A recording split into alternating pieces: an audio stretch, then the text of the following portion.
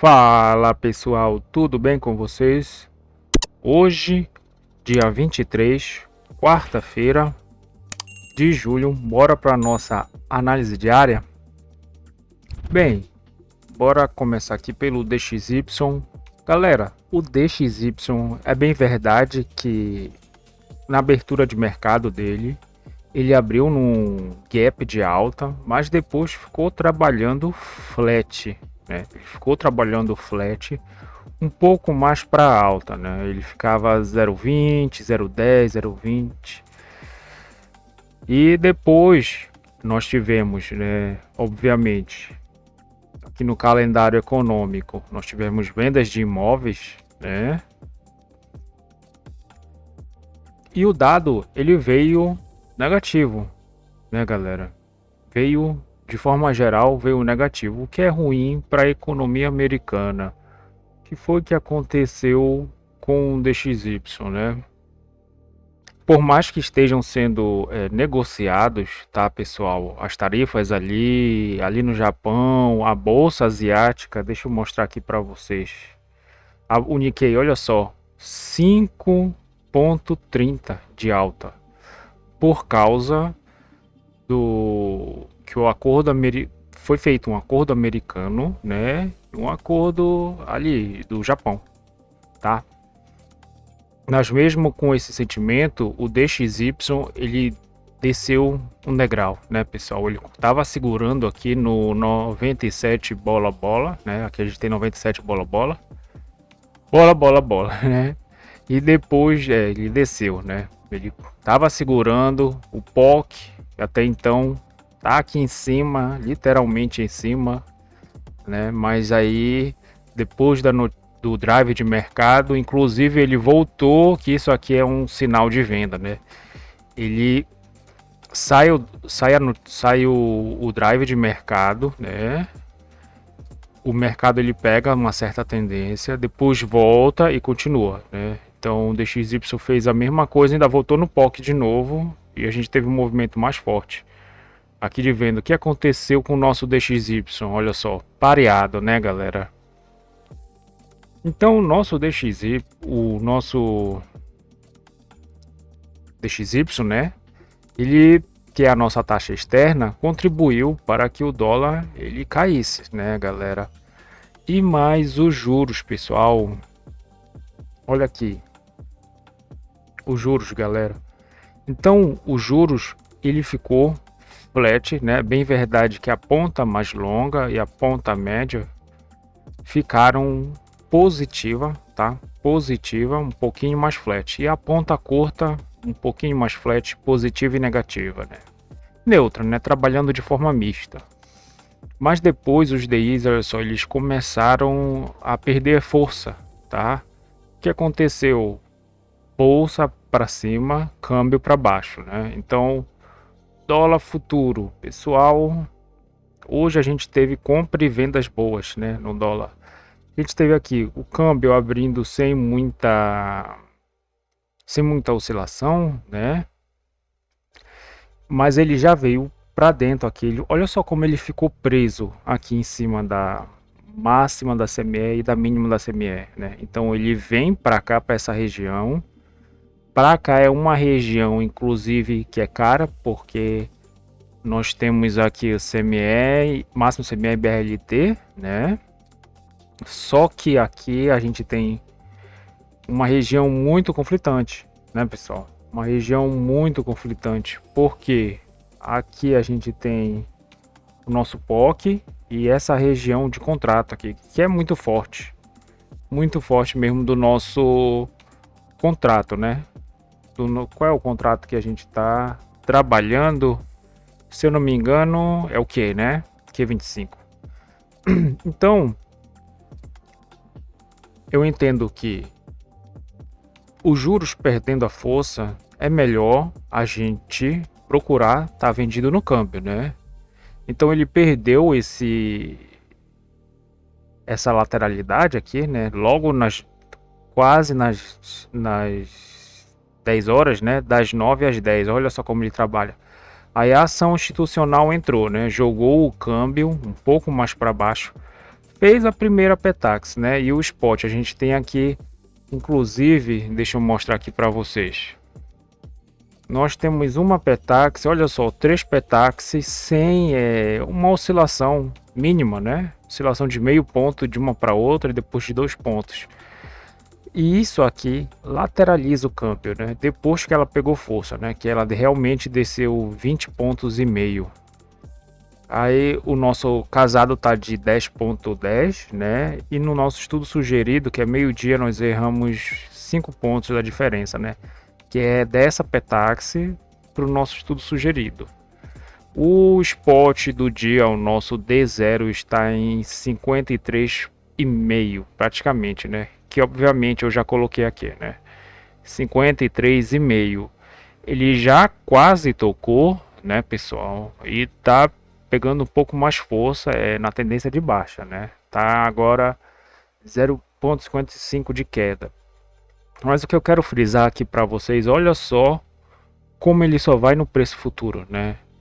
Como isso aqui é muito importante, galera. Petax tem que entender, né? Para ficar muito bem posicionado.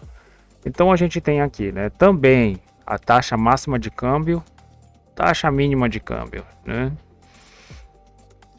E saiu a primeira Petax, né? A primeira Petax está aqui. Ele trabalhou no preço futuro. Até então, uma compra aqui eu entendo que valeria, mas não para pegar muitos pontos, tá, pessoal? Por quê?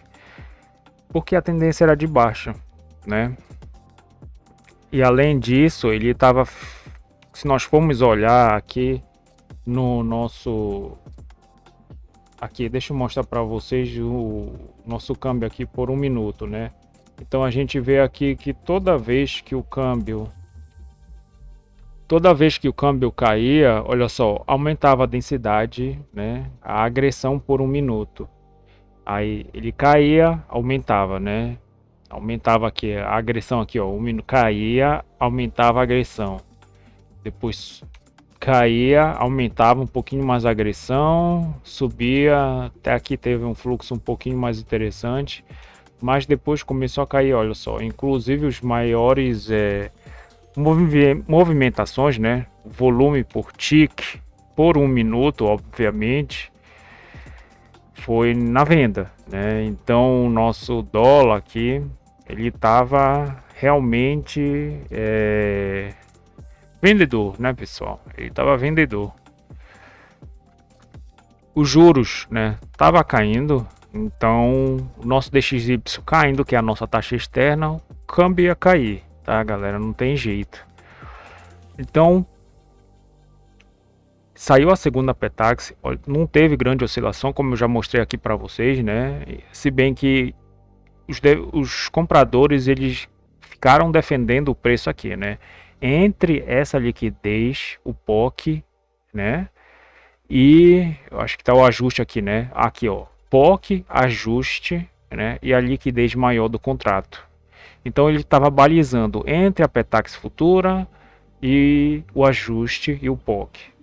Petax futura, ajuste POC, né? Só que como a tendência é de baixa, e eu falo isso para vocês, procura entrar na tendência, né? Então era melhor ficar vendido, né? Para vir para Petax futura. Só que quem perdeu essa oportunidade de estar vendido, para mim, teve a operação que, se não, é mais fácil no câmbio. Que ele perde, né? Eu já falei aqui para vocês, ele perde o preço futuro, vai no à vista. Quando ele vai lá na Petax futura, é resistência, né? Então esse gatilho aqui de venda para vir buscar de novo a Petax à vista, para mim essa é a operação mais fácil que tem no câmbio, tá, galera? Essa aqui é a operação mais fácil no câmbio. E olha só como ele andou mais. Daqui para cá ele andou mais, né? Uns 20 pontos mais ou menos. O alvo era no spot do dia, que é a Petax final, né? Que inclusive aqui ele fez de novo uma movimentação bem interessante, né? Eu gosto quando ele toca, mas como ele já fez aqui a movimentação, olha só, uns 6, 5 pontos, né? É melhor quando ele toca, né? Ele vem por baixo, toca, aí aqui tá um scalpzinho, né? Para renovar essa mínima. que foi exatamente que ele fez, tá? E agora tá numa tendência de baixa realmente. E eu entendo que não sei se ele vai ter força para ficar aqui abaixo do 550, né? Que a gente tem aqui o 550. Tá um pouquinho também ruim de vender aqui, né? Que isso aqui é um range, né? O câmbio ele se movimenta mais ou menos o range menor dele é de 10 em 10 pontos, mas a gente tem um de 50, né? Que é aqui do 600 até o 550, tá? Mas pode ser que ele caia mais. Se os juros realmente cair e o DXY continuar, pode ser que ele se mantenha aqui e faça o ajuste, né? Muito provavelmente, eu acho, né, que ele vai fazer o ajuste abaixo da nossa VWAP mensal. Aliás, diária, né? Diária. Cadê a mensal? A mensal ela tá em azul, né? Ele tá exatamente agora em cima da VWAP mensal, que é essa azul aqui, né? A mensal, a gente tem aqui a laranjada, que é essa aqui e a diária, que tá em amarelo, né? Laranjada é a nossa semanal e a diária, tá? Então, basicamente foi isso pro câmbio, né, galera? Mini índice, o mini índice fez um movimento meio que contra-intuitivo, que ele virou de lado, né? Mas deu uma oportunidade de reentrada, né, primorosa praticamente, né? Mini índice ele fez logo um movimento de queda, tá, pessoal? Fez um movimento de queda já na abertura, né? Trabalhando a VWAP, né? Diária de ontem. O POC está um pouquinho mais acima, mas está aqui o ajuste. Ele passou pelo ajuste bem forte, né? E não voltou. Aí eu entendo que quando ele trouxe uma liquidez daqui para cá, ele viria de novo para continuar, né? Essa andança aqui. Então, mini índice, a gente tem a liquidez, né? Ele fica aqui com a liquidez que eu falo para vocês. Procurar vender nas rejeições e comprar nas rejeições também, né? Aqui na aceitação você passa calor, né? Só que o que aconteceu? Aqui é um sinal de venda, né? Só que ele mudou de drive, né? Ele mudou de lado, né? Por quê? A abertura do mercado à vista brasileiro e a abertura do mercado americano, tá, pessoal? O que eu entendo aqui, o que aconteceu, né? O nosso juros ele começou a arrefecer, né? Perdeu força e começou a ficar flat. Então a nossa bolsa ela virou de lado. Simplesmente foi isso, né, galera? E um stop aqui seria aceitável, né? Aqui seria realmente aceitável, ou seja, ele vem aqui na rejeição, tá trabalhando, vem na rejeição. A nossa bolsa até então, olha só, a abertura do mercado à vista, olha só como ele estava flat, né? Algumas ações, isso aqui são as ações, né, pessoal? Então as ações trabalhando no lado positivo, negativo, trabalhando de forma mista, foi o que aconteceu com o mini índice, olha só, como ele fica meio que sem lado, né? E deixa eu trazer de novo.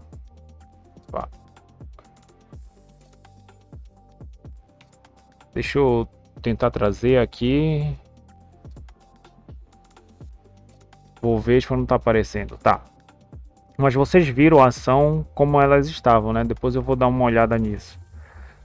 Abertura do mercado americano. O nosso EWZ e o BR Titãs, né? Olha só. Trabalhou toda a liquidez, né? Aqui é a pré-abertura no nosso EWZ, mas fez um movimento altista, tá, galera? E o BR Titãs também, olha só, fez um movimento de compra forte e renovou ela, tá, pessoal? E renovou ela, né? Então é um movimento de alta, né? EWZ tá 1.37 e o BR Titãs está 1.83. Foi arbitrado juntamente com o nosso Ibov, tá? Que ele abriu um pouco negativo, mas depois, ó, ganhou força, né? E ficou trabalhando na tendência de alta, tá, pessoal? Ficou trabalhando na nossa tendência de alta. Ele tá numa alta de 0,90 praticamente, né? Sendo que, tá, aí leva um stopzinho aqui normal, né? Porque o mercado ele mudou de lado. Só que depois ele deu uma oportunidade muito boa, né? Se não, essa aqui foi a melhor. Por quê? Porque ele deixa, né? Ele pega essa liquidez, né? Se ele não renova, né? Porque os DIs e o mercado americano tá ficando positivo para o nosso lado, então ele rompe aqui, não consegue, passa o ajuste, mas não faz esse toque para renovar, né? Então não tem como nós entrarmos aqui nesse momento, né? Então ele volta, olha só onde ele busca, justamente o ajuste, galera. Essa aqui era a melhor compra, né? Para vir renovar. No mínimo essa máxima e o alvo era o POC. A gente está aqui no POC que está no 136.140.